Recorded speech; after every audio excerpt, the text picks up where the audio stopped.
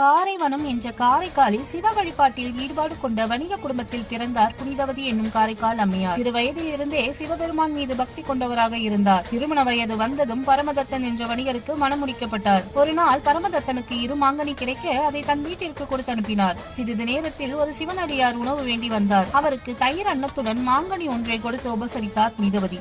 மதியம் உணவிற்கு வந்த பரமதத்தனுக்கு ஒரு மாங்கனியை கொடுக்க, மாங்கனியின் சுவையில் கவரப்பட்டவன் இன்னொரு மாங்கனியும் கொண்டு வந்து கொடுக்க சொன்னான்.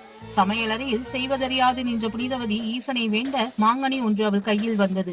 இறைவனுக்கு நன்றி சொல்லிவிட்டு அந்த மாங்கனியை கணவனிடம் கொடுக்க, சுவையின் மாறுபாட்டை உணர்ந்தவன் காரணம் கேட்க நடந்ததை மறைக்காமல் சொன்னாள் புனிதவதி. இதை கேட்டதும் நம்ப மாட்டாமல், என் கண் முன்னே செய்து காட்டு பார்க்கலாம் என்று சொன்னான். அதன்படி புனிதவதி வேண்ட மாங்கனி கை சேர்ந்தது.